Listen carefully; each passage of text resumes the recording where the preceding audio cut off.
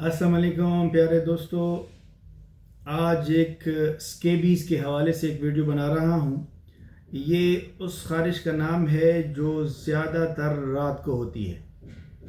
रात को जब आप बिस्तर में जाते हो तो ये ख़ारिश बहुत ज़्यादा होती है, शदीद होती है। वैसे दिन को भी होती है लेकिन रात को ज़्यादा होती है और ये एक दूसरे को ट्रांसफ़र भी होती है।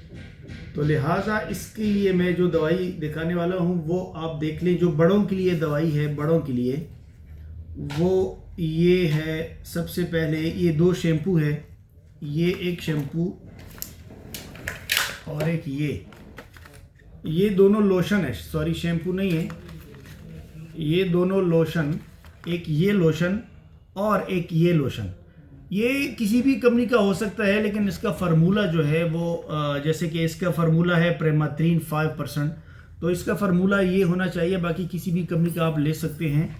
ये स्केबीकैप लोशन और ये मायोनेल लोशन, ये दोनों आपस में आप मिलाओगे और फिर ये रात को यहाँ से नीचे पूरे बदन पे आप लगाओगे, कोई एक जगह भी ना छोड़े, यहाँ से नीचे, ठीक है।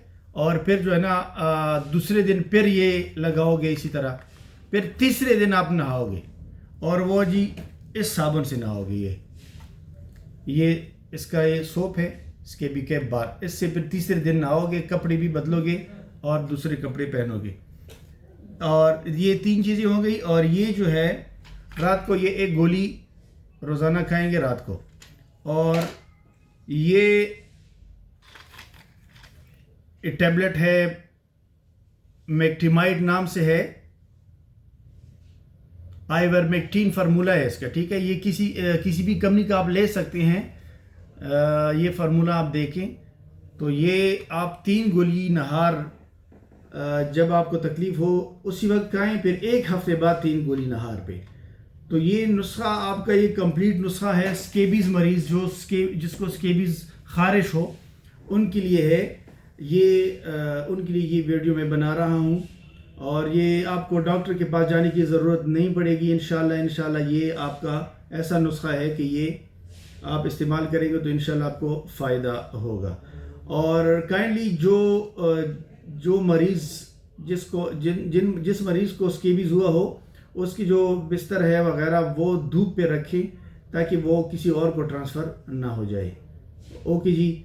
और अगर हमारा चैनल आप लोगों ने सब्सक्राइब नहीं किया तो काइंडली सब्सक्राइब करें और बेल आइकॉन को क्लिक करें ताकि हमारी जो सेहत के बारे में मालूमाती वीडियोज़ जो है वो आपको वक्तन फ़वक्तन मौसूल होता रहे।